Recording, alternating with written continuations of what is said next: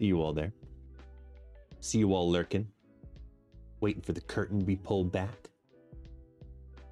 And here I am, just barely held together with bubble gum and shoelaces.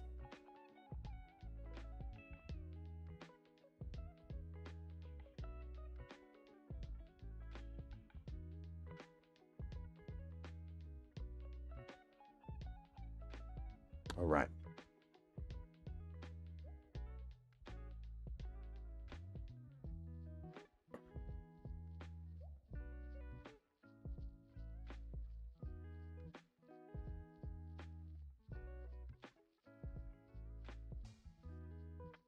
All right. Good morning.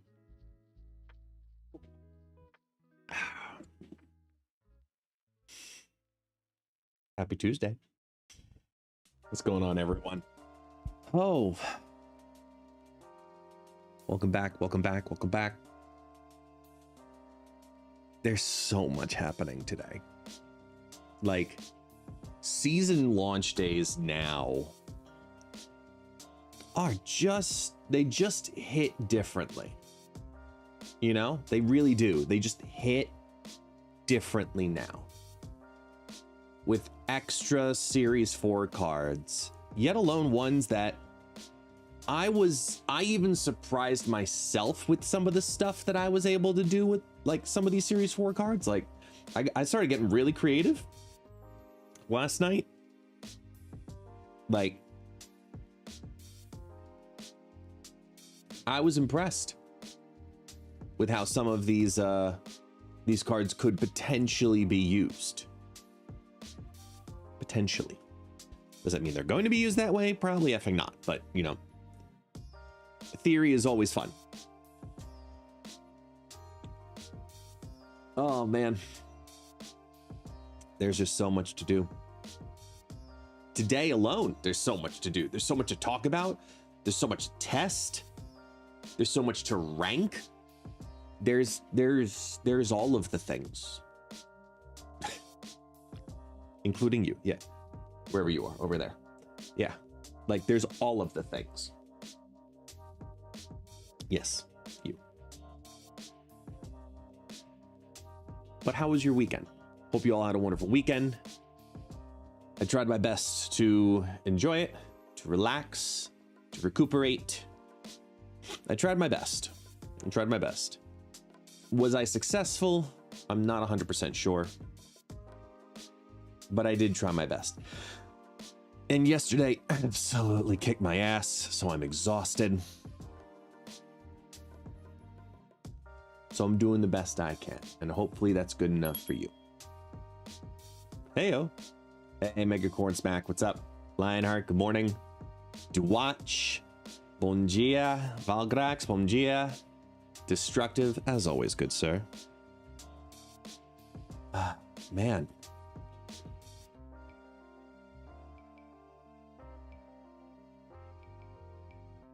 We've got, yeah. We got stuff. It's cool that you got to put the Gauntlet teaser on your own channel. I made it. I made the Gauntlet teaser because I wanted to build another visual teaser that I could also then share. That's not a Marvel thing. I made every bit of that. I even like copied the brand new day thumbnail for that 8-second trailer. Everything was full on inspired and copied. The only thing I didn't do, because I had it for the social media post, but I didn't have it for YouTube, because I'm smart, was the official audio. I used the official audio in the one I put up on Twitter. I used DMCA audio that sounded similar enough on YouTube.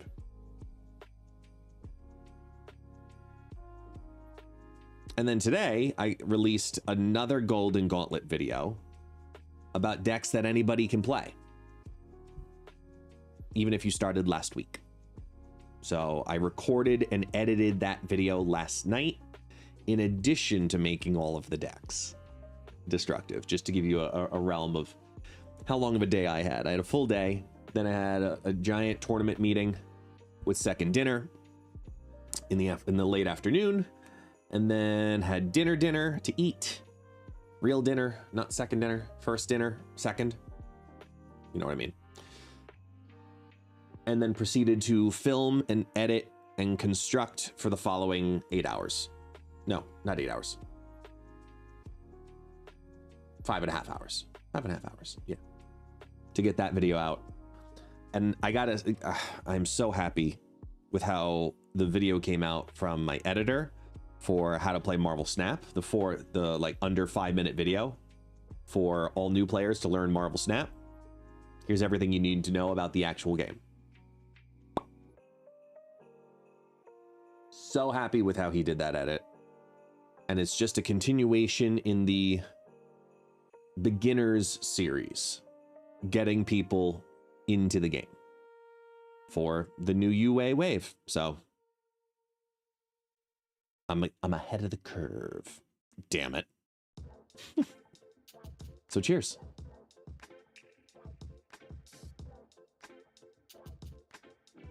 As soon as I get paid from Twitch, I will also be officially paying and commissioning for the new art for the whole new series of ItsGuestGaming mugs.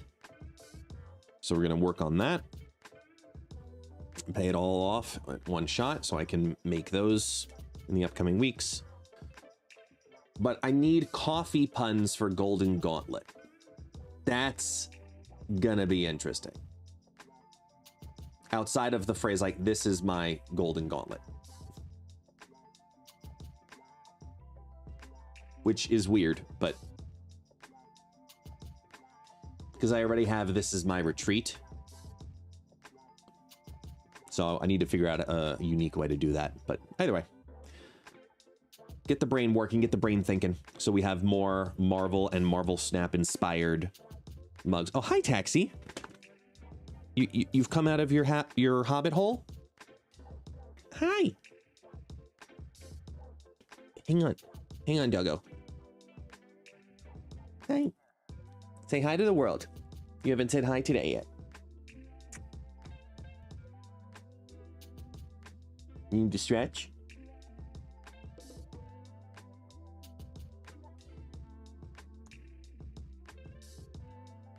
What's up?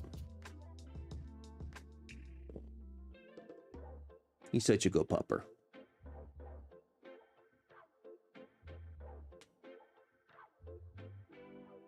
Would you imagine that either Second Dinner paid for bots on Reddit, or there are people in the official subreddit really talking good about the game?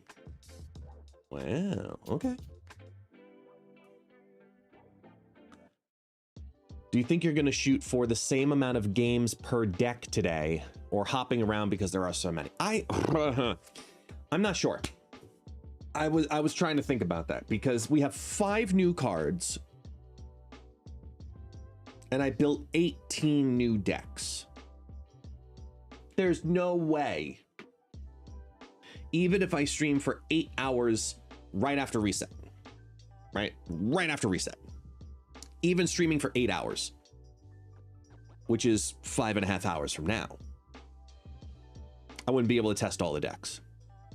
So what I've typically been doing is, for the last several weeks on Tuesdays, it's the discussion beforehand, it's hanging out, it's talking about this kind of stuff like this. But then when the season reset happens, I full well fucking know I can only compete with the big guys for so long. So, because I'm a daytime guy, you know? I'm a daytime guy, you know? Regis and Kelly can't compete in the nighttime slots. They're a daytime show, you know? That, and yes, I'm intentionally dating myself, but you get the idea, right? Or sorry, Regis and Kathy Lee, if we want to really get traditional. So that's what I'm saying. It's that era of, if I'm gonna challenge myself on decks in the first little bit, I'm only gonna stream after reset for a couple of hours. you know, like 4 or 5 hours, maybe 5 after the reset. Granted, that's a lot of deck testing nevertheless, but I can't do 18 of them, yet alone do them effectively, yet alone get a good grip on all of the new cards immediately. So what I think I'm gonna do is I'm gonna have to do 1 per card and do each one for an hour. And just get initial first impressions right off the bat after 1 hour. See, I got it home gaming. Okay, I switched. Look, everyone has their problems. Okay. Let's do Galactus and Surfer today, and then you could test the others, in my opinion. Lesser is better if you want a good job. I think the fun factor of each card for me is really important. So normally within whichever deck I'm going to run first for each card, I want it to be a fun deck specifically. Hey City, like I want it to be a deck that's not just the obvious. Eventually, of course, I'll always play the obvious or my version of the obvious synergies, but I'm very much like, what do you guys want to play to have a good time while also maybe climbing? Come here, Taxi. Hi. Oh boy. Hi, welcome back.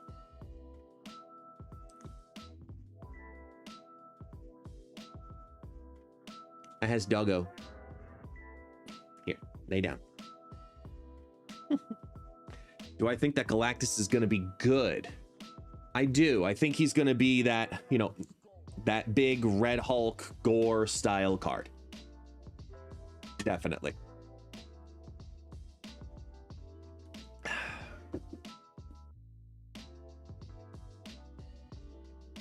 Hi, Taxi. He's been very cuddly the last few days, so it's been really cute. Not because he hasn't felt good or he hasn't been behaving right or anything, just it's been cold and he's been really cuddly.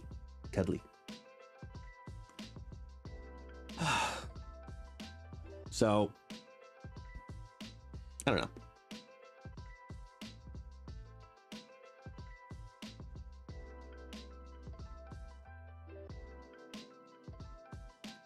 Where is, do I have this set up right, by the way? Hold on, let me see something.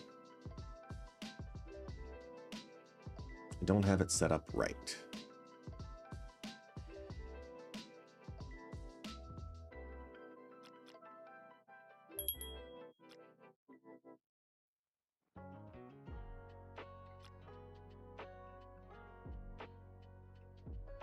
Hey, Roswell, how you doing?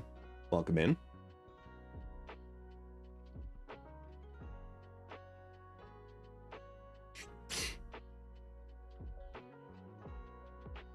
I'm gonna try something here.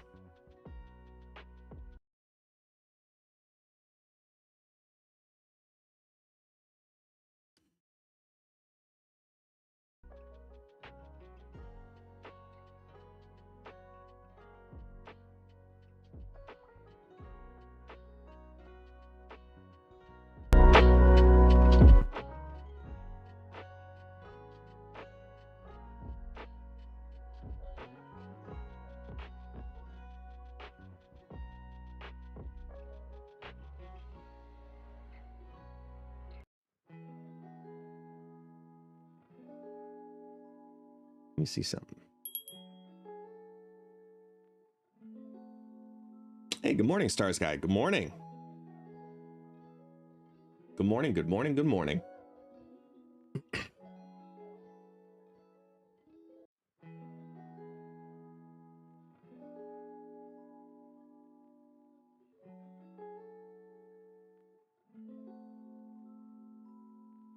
Y'all, I was up for about 2.5 hours yesterday recording.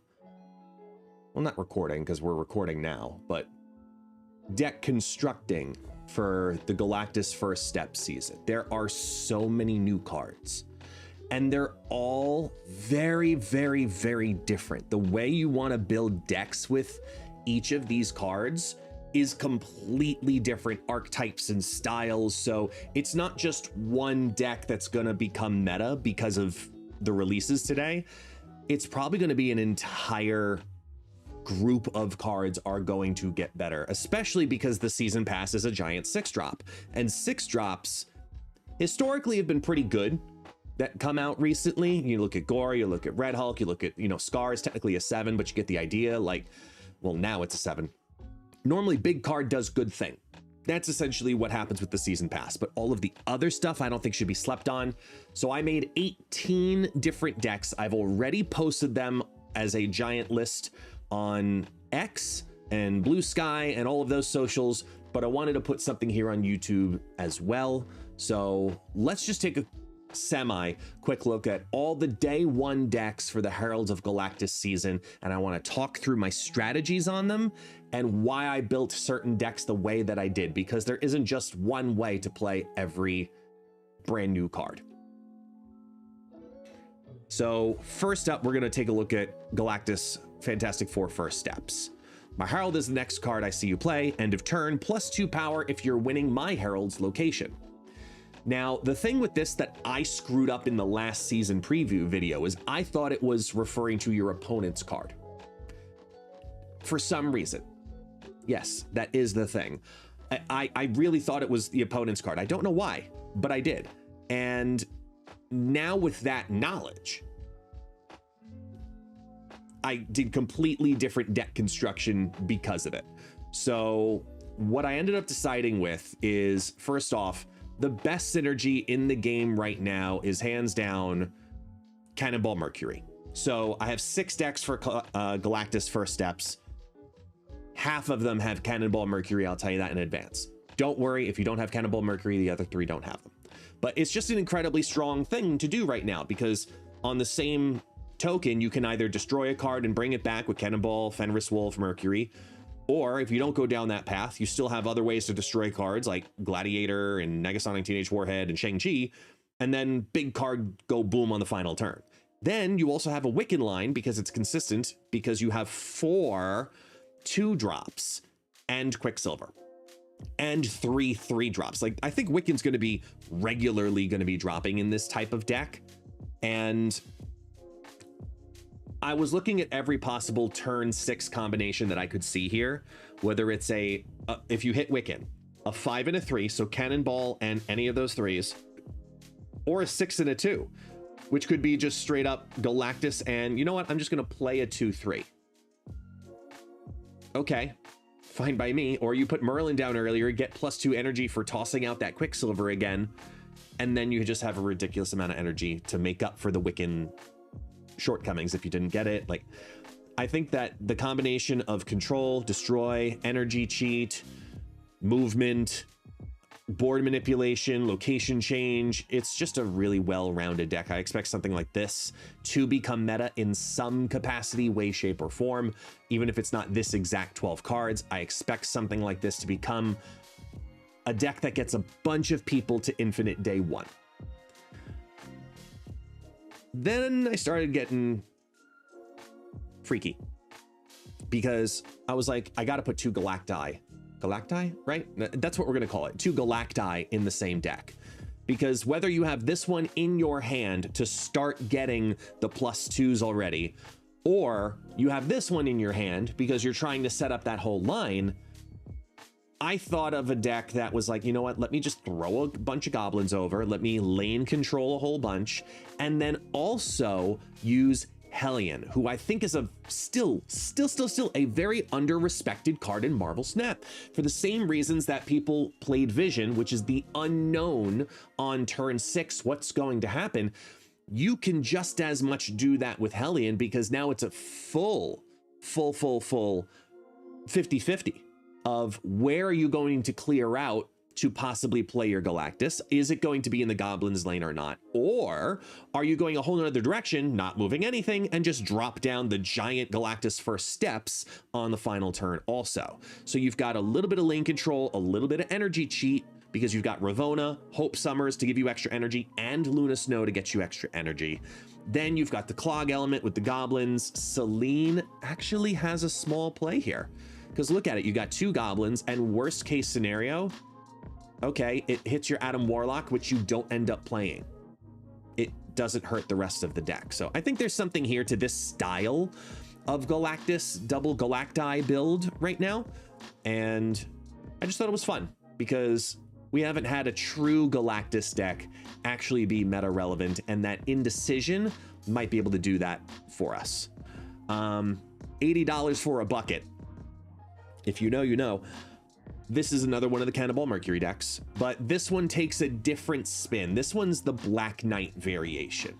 So Black Knight decks don't typically need to run the Mercury, Fenris, Wolf, Cannonball combo. However, when you do implement it with Gambit and Moon Knight, now you've got a couple of different things that you can do here with this deck. You've got a little bit of control via the destroy element or move element of Cannonball. You're interfering with Moon Knight because a lot of people are going to be playing Galactus First Steps, but you have alternative play lines because of that. So that's why the only 4-drop in here is Ghost Rider, so you can bring back one of those big cards, or even if you discard the Fenris Wolf, that's totally fine because you can bring back the Fenris Wolf on turn 4 and still be able to revive another card afterwards and activate it. So I wanted to build a Black Knight deck that has a little bit of flexibility in there, and right now it's just because of Fenris Wolf, it organically fits into that package of what Black Knight decks typically want to do already. I think the flex card in here is Sarah, but I really also did like the idea of playing Mercury plus Cannonball as a turn 6 play, if absolutely need may be. Plus, you can even take it a step further and play 2 cards like Moon Knight plus Ghost Rider on turn 6 instead of just playing Galactus First Steps or just skipping and playing Infinite.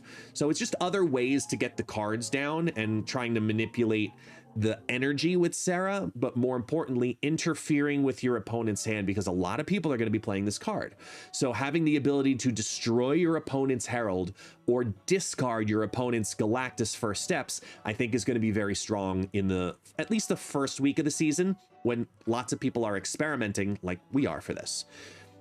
This is the 3rd instance of the Mercury Cannonball. This is the last one of it. The other 2 after this don't have it. Okay, I promise you, don't worry. With that said, what is this deck trying to do outside of Merc Ball? It's a lockdown control deck, but it's not your typical lockdown control deck because I couldn't play Dr. Doom. That's because of Stardust, who we'll talk about in a little bit, also coming out, and Stardust is going to be played in a lot of decks because it's the first week of the season. So it had to be a different instance of a lockdown deck that just says, I have a bigger card than you, and I'm going to be able to move my power around better than you, which is why Merc Ball ended up in here, because then you've got the flexibility of both Jeff and Mercury being able to move around the board. Plus Jeff, obviously, you could play into something like a Prof X lane.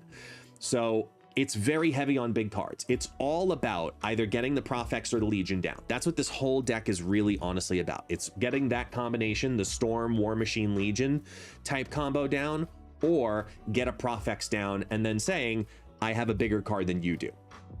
Drop. That's what's good. That's the whole name of the game, because it's not about reaching into the location later. This isn't about knocking your opponent's card into that lane via a Juggernaut. It's about destroying them in the lane that you won because of the turn 5 move.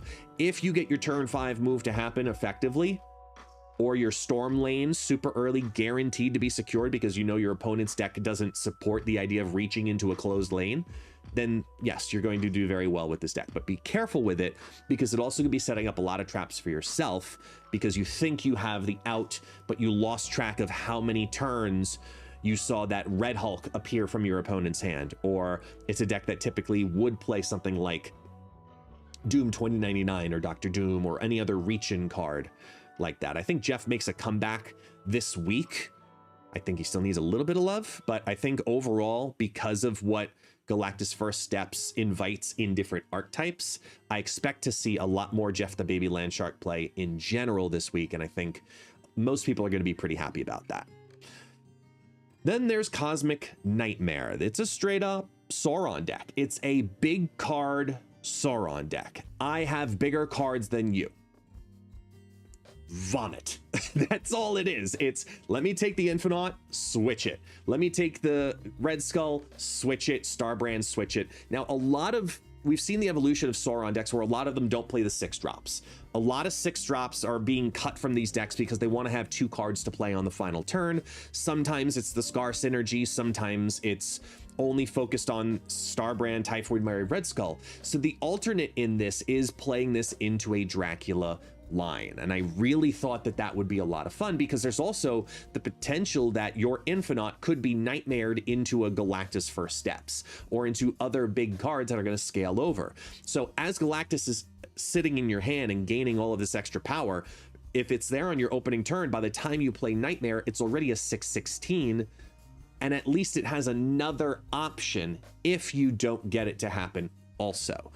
Lockjaw is in here for the same reason that we would see Blink traditionally. It's about flipping cards out if you absolutely need to. So Lockjaw goes down. Let's say you're having a little bit of a slow roll. It's turn 4 and you don't have your Infinite in hand, but you do have your War Machine. It might not be a bad idea to Lockjaw the War Machine because the percentages say it's better to pull from the deck something random than hope on a draw exclusively on the next turn. Lizard's in here for the same reason, and Dracula because we just play big cards in hand and then absorb all their power afterwards. I think that Sauron for Galactus First Steps is going to be, it should be explored a little bit because the big end of the War Machine style Nightmare decks could be a very good home for Galactus First Steps. A little bit more flexibility on this one because it's very linear, but Nightmare can also be your best friend or your worst enemy. I mean, that's kind of the point of him, right? Lastly, for Galactus First Steps, it's the end of the world, which I spelled wrong as I look at it now in the text there. You know, it happens. This is what happens when you're on like hour 16 of your day. So end of the world is end of turn deck. It's just, look, Sunspot, Hydro Bob, Adam Warlock, Bruce Banner, Mr. Fantastic First Steps, Makari, most of the time Prodigy, Invisible Woman, and Red Hulk. They're all end of turn cards. So Invisible Woman Prodigy, we already know is incredibly strong synergy, but a lot of people are also playing Killmonger because of the Marvel Boy variations that are existing right now. So I threw the Kyera in here just to help protect Sunspot and Hydro Bob. I don't think we need anything else other than that. And we get a little bit of float because a lot of the deck is very low for the first 3 turns. So Bruce Banner has opportunities to get dropped down on turn 2 and still be able to ramp up, especially on turn 5. You could do absolutely nothing and still make something happen. And it's not restricted. It's not a Sunspot Infinite deck. It's still Red Hulk as a potential option. It could get reduced down by Mr. Fantastic First Steps for all we know. Get a double proc at the very end with Invisible Woman Prodigy. But it's not the whole Havoc Athena energy cut package. It's just everything else, really. Is Galactus First Steps a true end of turn card that makes something like Fantastic Card need to be with it or need to have Invisible Woman First Steps in it? In my opinion, no. But it's always good to get +4 on an extra turn instead of +2, or to get an extra 2 power on it and just have it be a even larger body because you already won a lane that's been locked down by your opponent by accident in some way, or you're just so clearly outscaling that lane already early on that they're just going to forfeit it.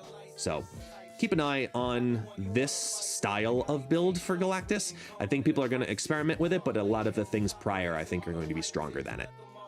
All right, we're moving on to Silver Surfer First Steps.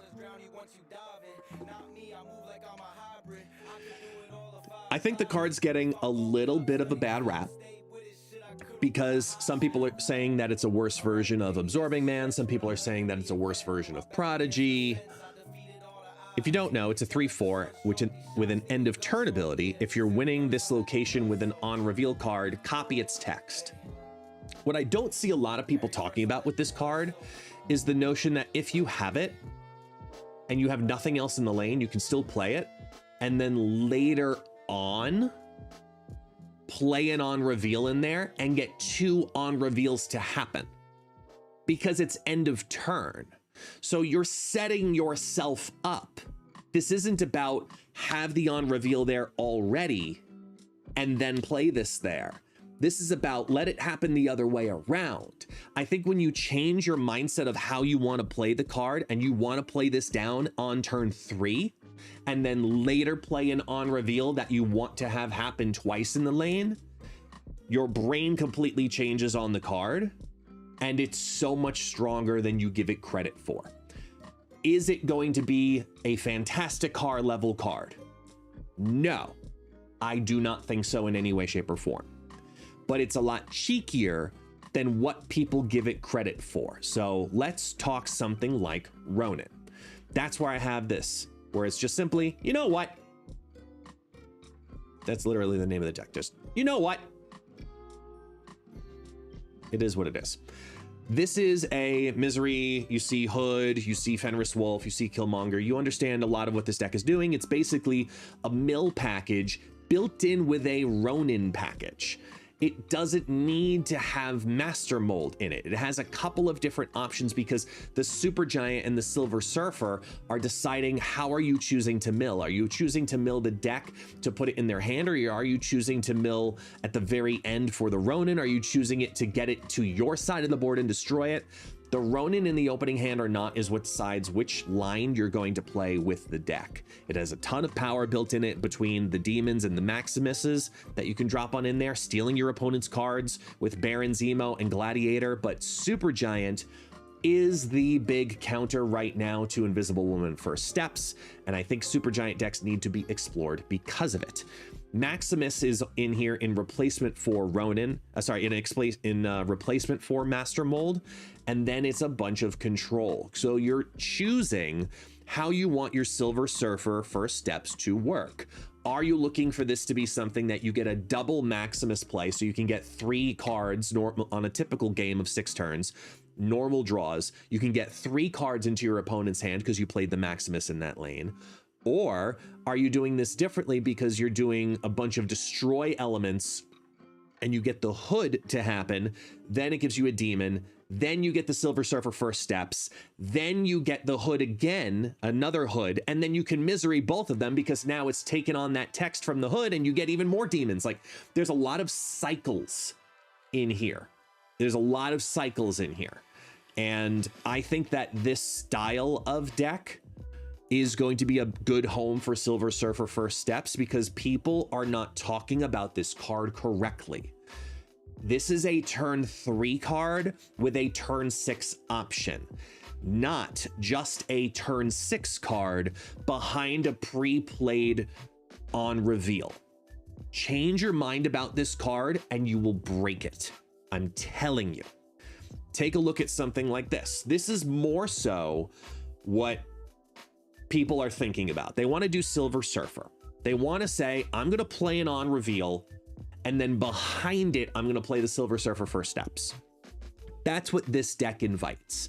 It invites either Sage, Silver Surfer, or Hitmonkey, all to be played twice because of Silver Surfer First Steps. If you've seen this deck before, I know it from TLSG, some people know it from Splat, some people know it from a couple of different variations and iterations. I think it's one of the more fun versions of Silver Surfer, and it's straightforward. The whole goal of the deck is get Sarah Onslaught both down by turn 5, because you have them in the same lane, and then you can drop everything. Drop your entire hand of 3 drops on the final turn. So one lane you play the Hitmonkey, another lane you play Sage and Silver Surfer First Steps, and then afterwards you play Silver Surfer. Or you spread the power out wider because you play a Silver Surfer in that lane with the strong guy and the Gladiator, for example, and you look to get a second hit that way. There are different ways to build which on reveal you want Silver Surfer First Steps to have. Do you want it to be a super tall stack because you're copying another Sage or another Hitmonkey? Or do you want it to hit differently because you just want it to get double Silver Surfer to help spread a little more power wider rather than power vertically? This is a deck that Silver Surfer First Steps will thrive in the Silver Surfer archetype. Because Silver Surfer wants to be played on turn 6, this makes it more flexible to be able to do that. So I like that for this type of deck. I don't actually like it as much in a traditional Surfer deck. Now spin even further and look at something like traditional discard. I looked at the top 8 versions of discard, found the combinations of which cards are most commonly being used, which ones are most successful with their win rate, with their cube rate, with the amount of games played, etc. And this was the list I ended up settling in.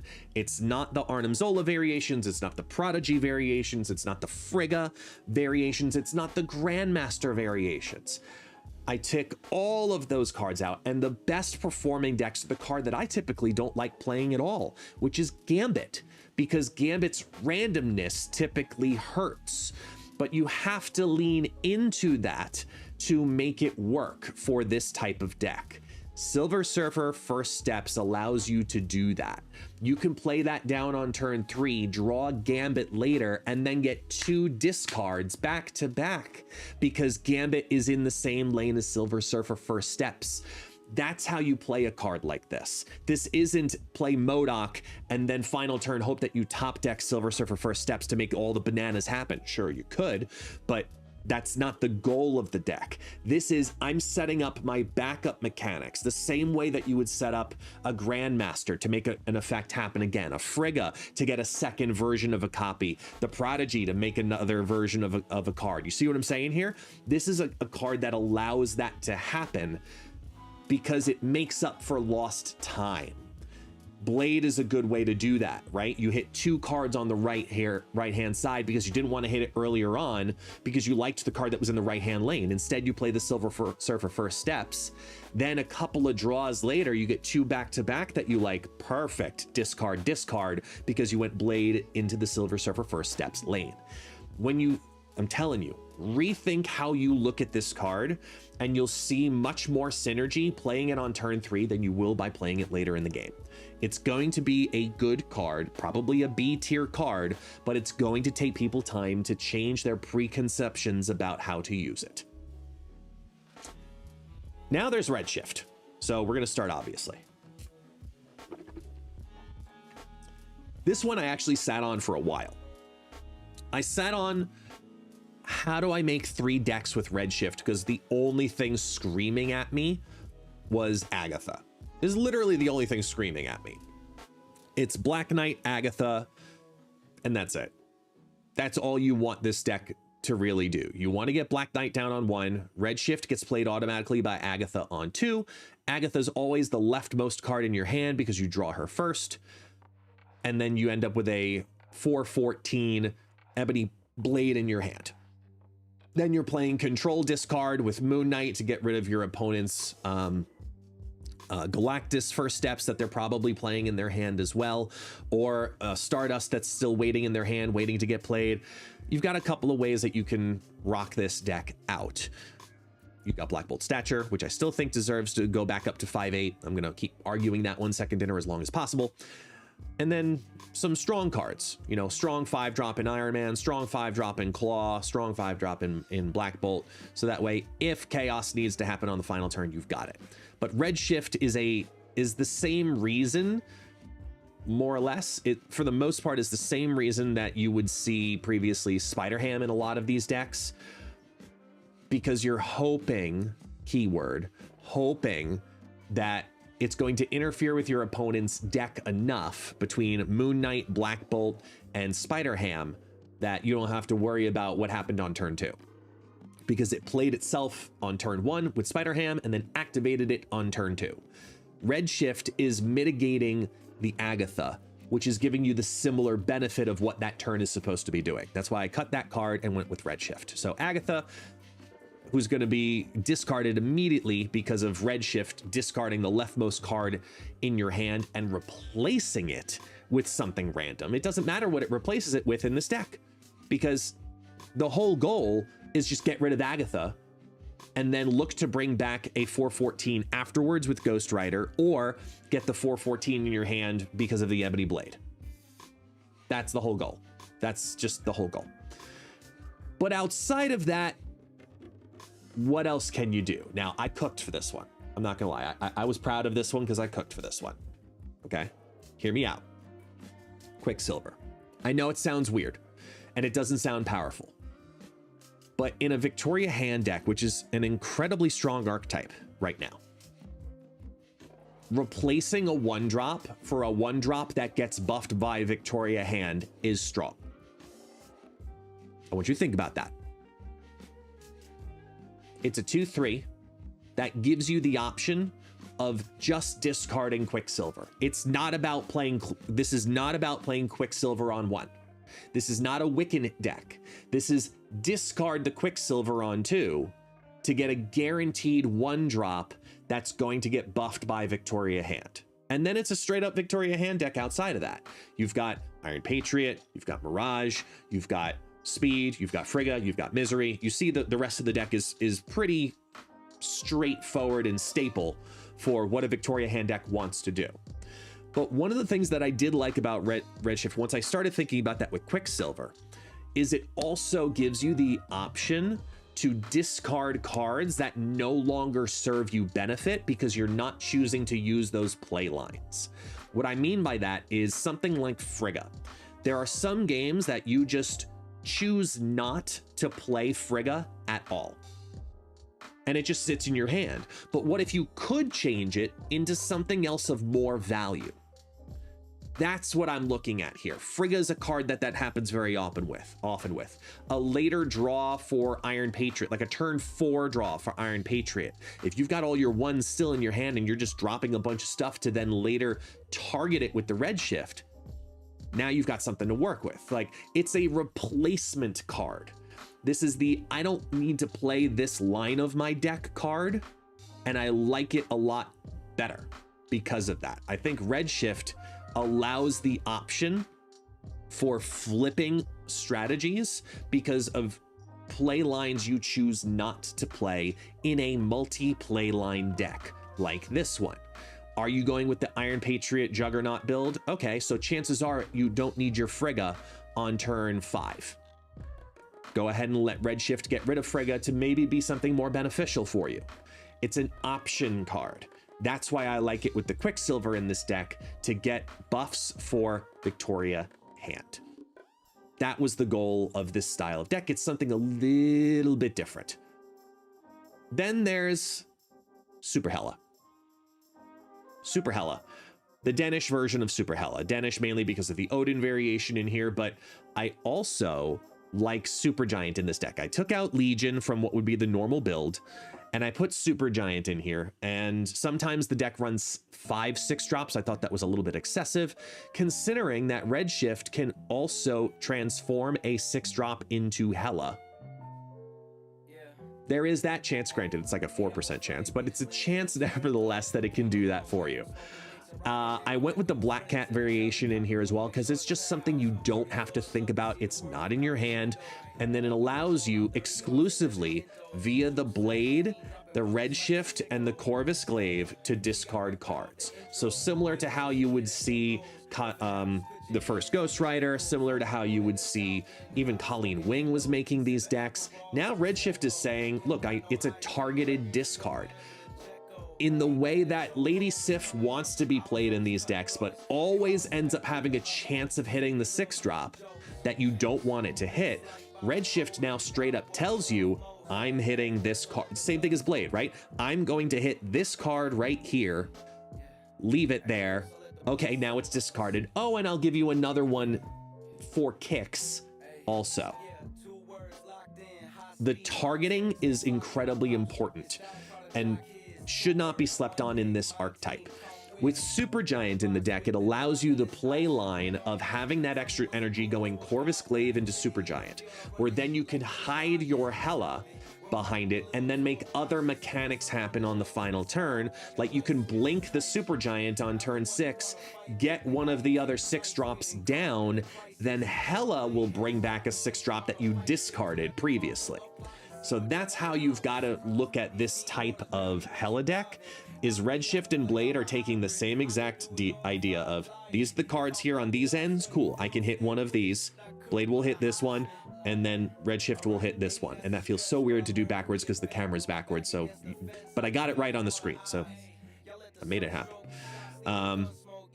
That's Redshift. I really had to stretch to figure out 3 decks for Redshift, but I do think for discard, he will be a very valuable card. Now Stardust as we hydrate. Stardust, 4/7, ongoing. Cards can't be added to locations except by playing or moving them.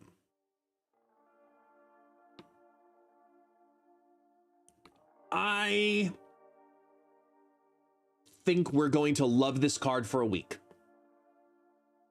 I do. I think we're going to love this card for a week because we're tired of certain decks, right? We're tired of Brood Mr. Sinister shenanigans. We're tired of Doom 2099 and Doom.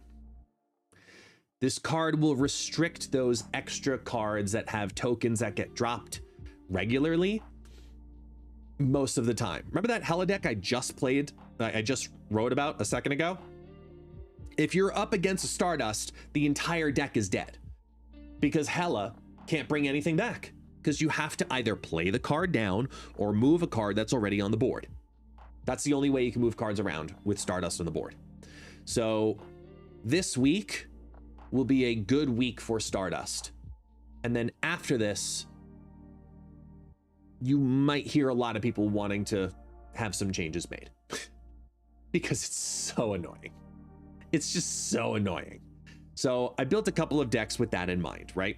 You've got Kitty Pryde, which can bounce because it can add or remove itself while the Stardust effect is in play. It's going to go bounce up and forth, back and down, etc., etc. And then a bunch of reduction on top of that. Zabu, Mr. Fantastic First Steps, and Surge are all in here. Load a bunch of cards down on the board. The Hawkeye Kate Bishop is the optional card, but it's there mostly for half of the triggers, because if you play the Hawkeye Kate Bishop, chances are you're going to need to play both arrows the following turn. If you play both arrows the following turn, followed by Stardust, you'll be fine. But if you try to take an acid arrow and move it to the other side of the board, you should not be able to based on this, because you cannot add to your opponent's side. So the acid arrow won't move, just like how the grapple arrow won't pull because you can't, grapple arrow will pull, but the amount of cards that are on the board are going to restrict you from that more often than not, because that's what happens very often in an Elsa Bloodstone deck. So you need to be very careful with how you use the grapple arrow. It's a risk card in this build. But otherwise, it's just a straight up, hey, I wanted to build Sarah Tech, but instead I have 3 other cost reduction options. I don't need Sarah. Here's Elsa Bloodstone, Hope Summers, Angela, stack everything all into this, and I don't need to have a move card out there type thing. Does switching sides count as adding to locations? Yes. So it's the same thing as Professor X, where, well, I should said that wrong. Professor X is the perfect example of what can and cannot happen when it comes to adding cards to the board. You have to be careful with there. You have to be careful with that. There's a giant list of what cards Stardust does and does not stop and start when it comes to adding versus replacing versus transforming versus merging versus I'll try and pull up that list so I can showcase it for you here in a little bit. Not your mama's Mark Ball.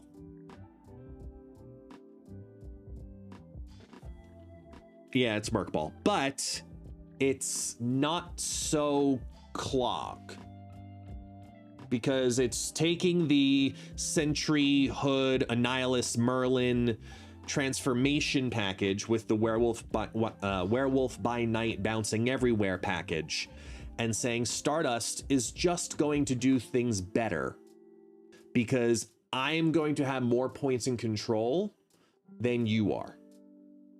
Stardust is in this deck as a control card for your opponent to stop extra things from happening that should not happen. For example, brooding in the lane that you were going to fire over the void. That is getting restricted by that. Stardust is exclusively going to be, look, I'm controlling my board. If I'm doing the Annihilus thing, I don't want the Stardust thing to interfere with it, so I can pick my battle, right? Which line do I want to run with the deck? And it's another control element for that. I think that this is a great archetype right now and will be a very strong archetype probably for the very foreseeable future until they finally recognize how strong Merc Cannonball is, and then they finally nerf it into the ground somehow. I don't know how, but I mean, I've already showcased, I think, 4, 5, 6 decks that have it in there out of 18. It's just that good. So throw it into this, have the werewolf bounce everywhere for indecisive power, because Stardust allows the werewolf to move. Yeah, I think you got something there. Lastly, for Stardust is Hydra Stomper, because you can move and you can move your opponent's cards, and Stardust is just a good solid 4/7 body. So very often in a lot of those decks, like for example this one, you often see something like an anti-venom for the same reasons.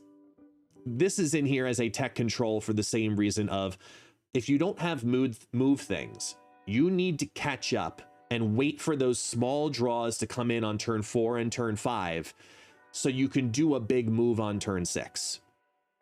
Controlling your opponent's side of the board, whether it be via a Stegron, a Cannonball, however you choose to play the top end of it, Stardust just allows you the execution of being able to do that with less chance of random extra cards interfering with the movements that you're trying to execute elsewise. It gives you more control of saying, my game plan is I'm going to move my cards, but I don't want you screwing with how I'm also going to move your cards simultaneously, whether it be via a Spider-Man or via a Cannonball. Kitty Pryde is in here for Silk to get the extra Hydra Stomper movements going back and forth. Obviously, Miles Morales is in here because it's going to be a 1/6, and Shang-Chi is your other destroy option, but it could be something. Look, Shang-Chi is better than Stegron, so I threw it in here. You could throw Stegron in this deck as well, too. Keep an eye on that. Then there's Terrax the Tamer, the last card all coming out on season release. Terrax the Tamer is a 3/3 on reveal. For each location, shuffle a rock into the losing player's deck. That means the board state at the moment that Terrax is played will decide for each of the locations. Think of it as its own little end of game. Right there, what's the board state in that moment? So location left, location mid, location right. If I'm winning all 3 locations on the moment that Terrax flips, my opponent, who's losing all 3 locations, is going to get 3 rocks added to their deck. However, if I'm losing 1 and they're winning 2, you know what I meant. I'm losing 1 and they're losing 2. Shh, quiet. If I'm losing 1, I get 1 rock. If they're losing 2, they're getting 2 rocks. Basically, it's a better version of Rock Slide. I think Rock Slide is officially dead at this point.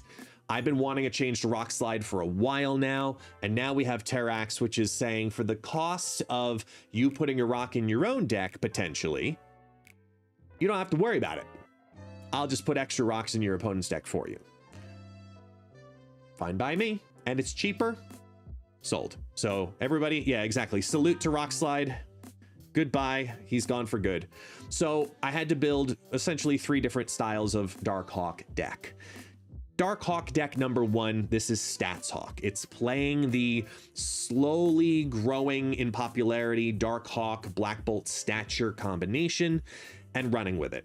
Moon Knight is in here again for the same exact reasons of interfering with your opponent's Galactus First Steps. Proxima Midnight's going to get automatically discarded typically because of that. You've got the Misery Hood package also in here. You can also Misery the Terrax and saying here are even more rocks for you, while I then do Black Bolt into Darkhawk stature.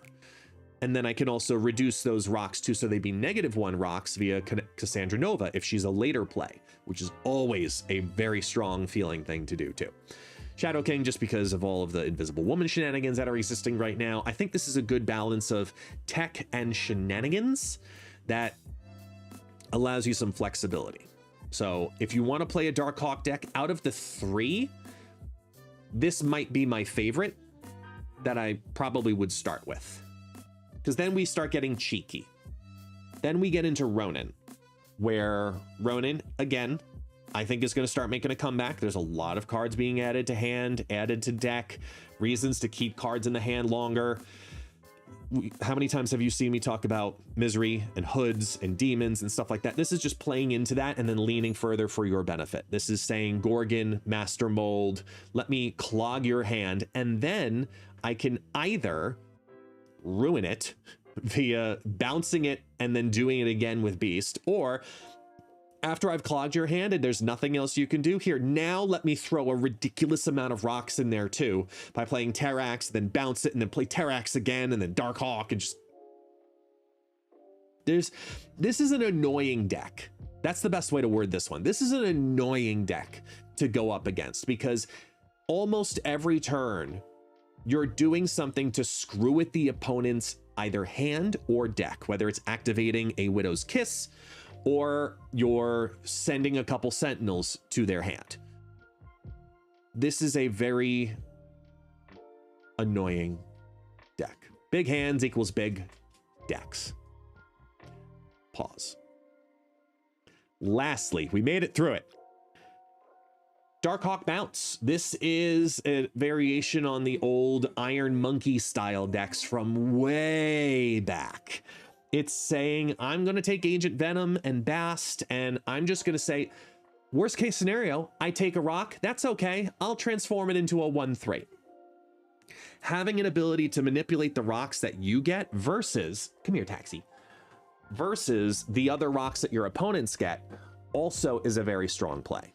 Isn't that right? Thank you. So I'm taking the Hitmonkey build that allows you to play Darkhawk on turn 5 and then vomit cards down on the final turn for the Hitmonkey combinations, ramping up the Bishop, or you go Mystique after the Darkhawk as well.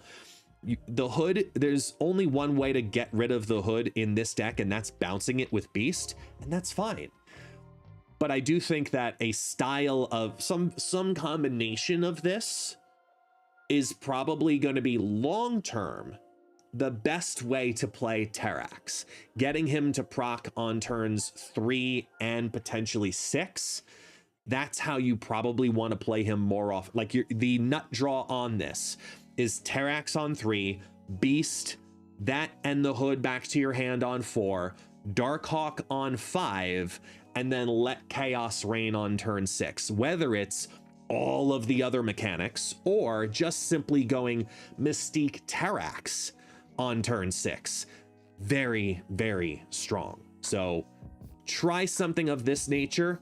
I do think long term this is going to be the style of build that's most successful, but I know I personally am going to be starting with the Black Bolt stature package in some way, shape, or form first. 18 different decks, and most of them very different, because all 5 of the cards that drop at season reset are very different wants and needs. Sure, and I made a very specific choice to not use overlaps in any way. I didn't want to have a Redshift plus Galactus First Steps deck. I didn't want to do anything like that. I want you to be able to have the option as a player to say, I can always add, but I can't take away when it comes to the decks. So if you have one of these cards, cool. Can I build that build? Or do I have to worry about getting 2 of the new cards on day 1? I didn't want that. This is one of those new cards per build. Have fun with it. Flex it around, switch it around. If something works, woohoo. If something doesn't work, oh well. Let me know what you think down in the comments. I'm trying something new here by over-explaining the decks. And if you like this, I really, really, really want to know down in the description below, what'd you think of this type of breakdown for the new cards every season? Do you want to see this for the foreseeable future?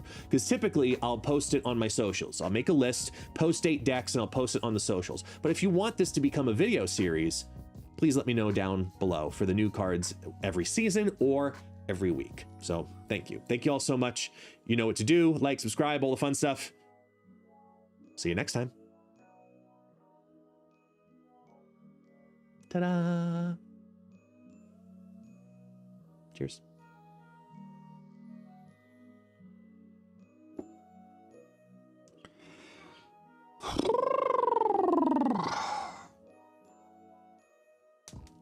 Ugh.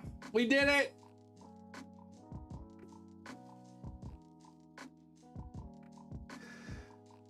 We did it. Woo! We did it. Woo!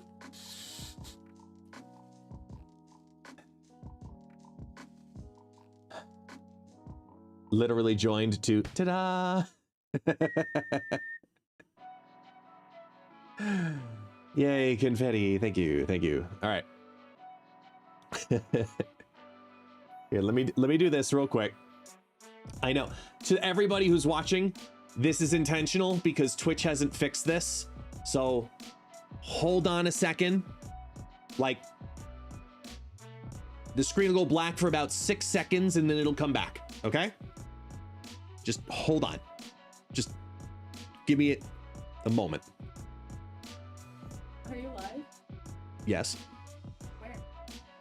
Everywhere. And YouTube. And yeah.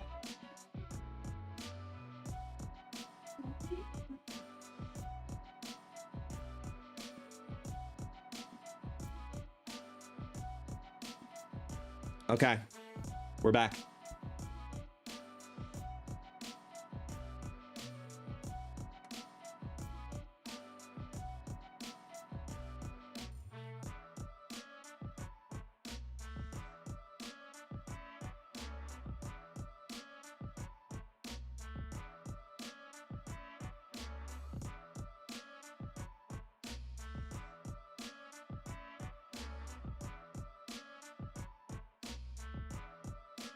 Okay. Let me see. Historically, have been pretty good that come out recently. You look at Gore. It's probably going to be an entire group of cards are going to get better, especially because the season pass is a giant 6-drop. Hours yesterday recording. Hey, good morning, Stars Guy. Good morning. Where's the beginning of the video here? Good morning. Good morning. Good morning. Well, not recording because we're recording now, but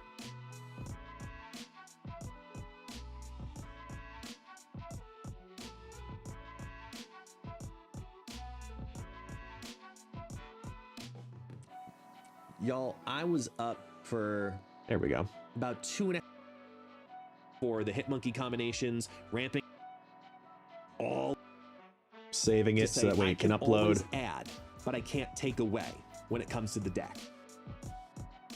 Subscribe, all the fun stuff. See you next time.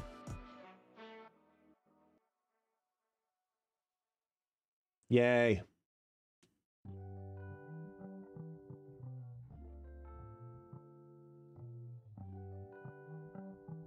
Saving, so that way you can upload in the background. Woohoo!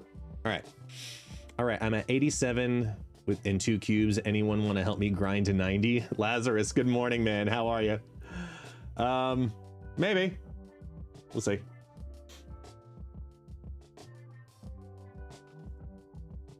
All right, let's see. How many people did we lose in that 6-second reset? About 100? Great. Thanks, Twitch. You're awesome. I don't know. What's the view count right now? I think it's about 100. I don't know. Are we still good on YouTube? YouTube, can you still hear me? Hello?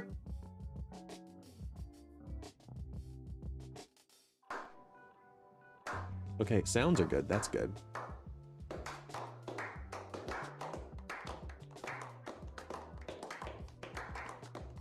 A applause. Let me put the regular music back on.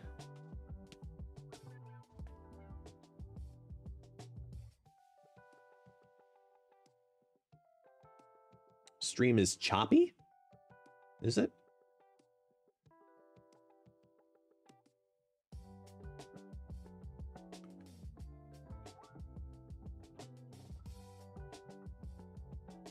Whoa.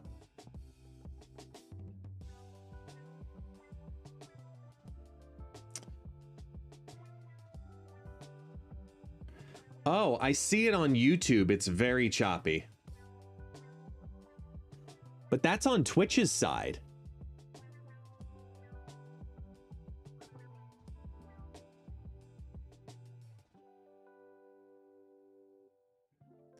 That's weird. Okay, hold on. Let me see if I can fix it.